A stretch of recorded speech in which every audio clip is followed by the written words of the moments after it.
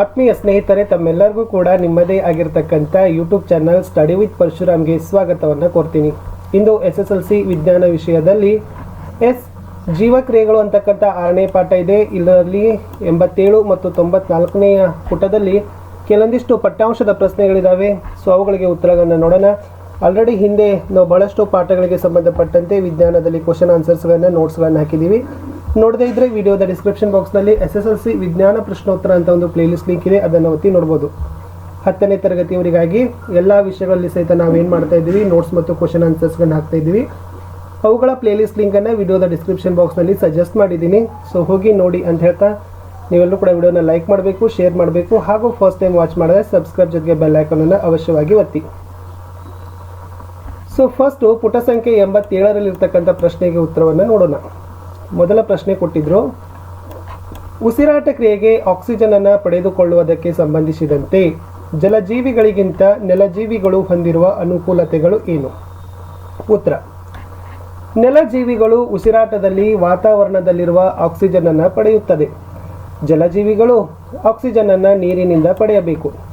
ವಾತಾವರಣದಲ್ಲಿ ನೀರಿನಲ್ಲಿರುವುದಕ್ಕಿಂತ ಹೆಚ್ಚಿನ ಪ್ರಮಾಣದಲ್ಲಿ ಆಕ್ಸಿಜನ್ ಇರುವುದರಿಂದ ನೆಲಜೀವಿಗಳಿಗೆ ಯಾವುದೇ ರೀತಿಯ ರೂಪಾಂತರದ ಅವಶ್ಯಕತೆ ಇಲ್ಲ. ಆದರೆ ಜಲಜೀವಿಗಳಿಗೆ ನೀರಿನಲ್ಲಿ ಕರಗಿರುವ ಅತ್ಯಲ್ಪ ಪ್ರಮಾಣದ ಆಕ್ಸಿಜನ್ ಪಡೆಯಲು ಗಿಲ್ಸ್ಗಳ ಅವಶ್ಯಕತೆ ಇದೆ. ಅವು ಬೇಗನೆ ಉಸಿರಾಟವನ್ನು ಮಾಡ್ತವೆ ಅಂತಕ್ಕಂಥದ್ದು ಉತ್ತರ ಬರೀಬೇಕು.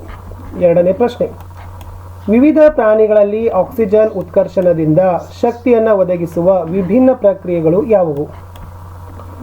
ವಿವಿಧ ಪ್ರಾಣಿಗಳಲ್ಲಿ ಆಕ್ಸಿಜನ್ ಉತ್ಕರ್ಷಣದಿಂದ ಶಕ್ತಿಯನ್ನು ಒದಗಿಸುವ ಎಲ್ಲ ಪ್ರಕರಣಗಳಲ್ಲಿ ಮೊದಲ ಹಂತ 6 ಕಾರ್ಬನ್ ಅಣುವಾದ ಗ್ಲೂಕೋಸನ್ನು 3 ಕಾರ್ಬನ್ ಅಣುವಾದ ಪೈರುವೇಟ್ ಆಗಿ ವಿಭಜನೆ ಆಗ್ತದೆ. ಇದು ಜೀವಕೋಶಗಳ ಸೈಟೋಪ್ಲಾಸಮ್ನಲ್ಲಿ ನಡೀತದೆ. ಕೆಳಗಿನ ಚಿತ್ರ ಗ್ಲೂಕೋಸ್ ಮೂಲಕ ಶಕ್ತಿ ಪಡಿತಕ್ಕಂಥ ಕ್ರಿಯೆಯನ್ನು ವಿವರಣೆ ಮಾಡ್ತದೆ ಅಂತಕ್ಕಂಥದ್ದನ್ನ ಈ ಚಿತ್ರ ತುಂಬಾ ಇಂಪಾರ್ಟೆಂಟ್ ಇದೆ, ಪ್ರಾಕ್ಟೀಸ್ ಮಾಡಿಕೊಡ್ರಿ.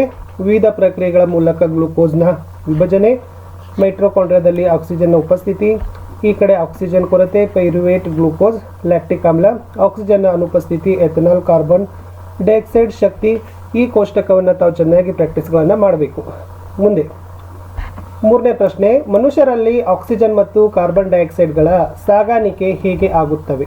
ಉತ್ತರ: ಕೋಶಗಳ ಉಸಿರಾಟದಲ್ಲಿ ರಕ್ತದಲ್ಲಿರುವ ಹಿಮೋಗ್ಲೋಬಿನ್ ಆಮ್ಲಜನಕವನ್ನು ದೇಹದ ಎಲ್ಲ ಭಾಗಗಳಿಗೆ ಸಾಗಿಸ್ತದೆ. ಉಸಿರಾಟದಿಂದ ದೊರೆತ ಆಮ್ಲಜನಕವನ್ನು ಹಿಮೋಗ್ಲೋಬಿನ್ ತೆಗೆದುಕೊಂಡು ರಕ್ತವನ್ನು ಆಕ್ಸಿಜನೇಟ್ ಮಾಡುತ್ತದೆ.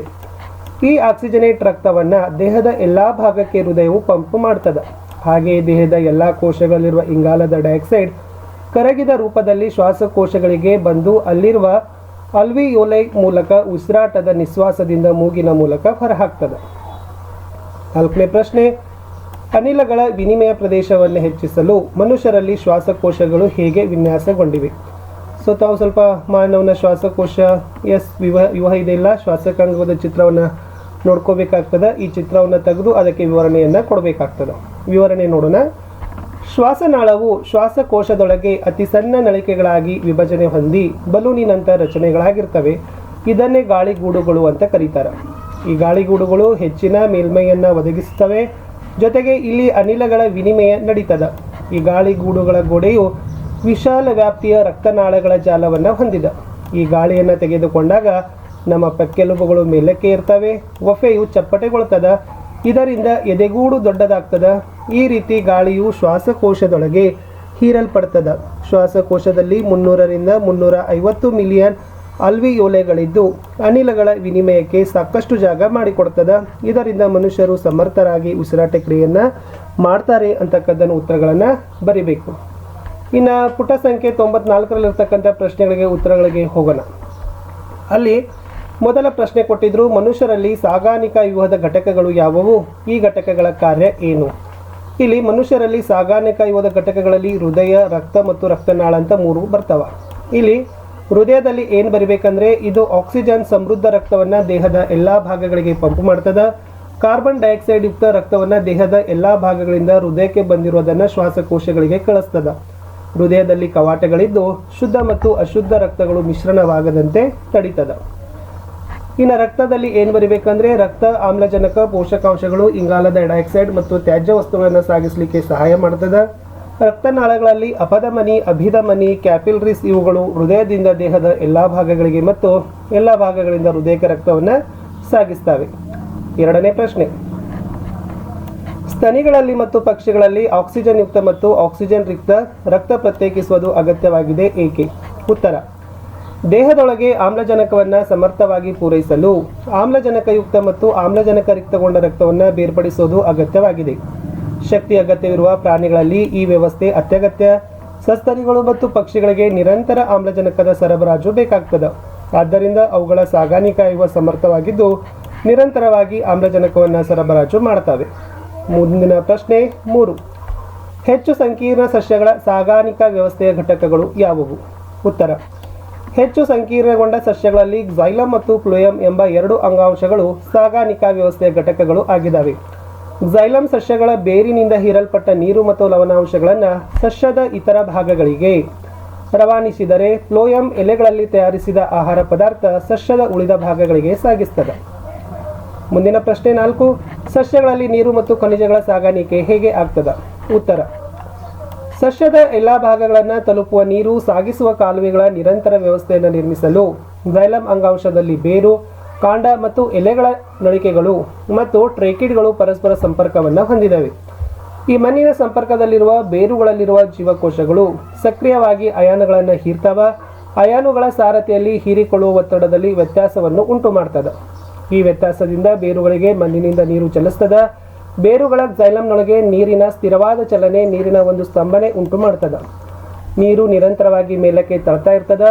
ಅಷ್ಟೇ ಅಲ್ಲದೆ ಎಲೆಗಳ ಜೀವಕೋಶದಿಂದ ಆವಿಯಾಗುವ ನೀರಿನ ಅಣುಗಳು ಶೋಷಣವನ್ನು ಉಂಟು ಮಾಡೋದ್ರಿಂದ ಬೇರುಗಳ ಕ್ಸೈಲಮ್ ಕೋಶಗಳಿಂದ ನೀರನ್ನು ಎಳೆದುಕೊಳ್ತವೆ.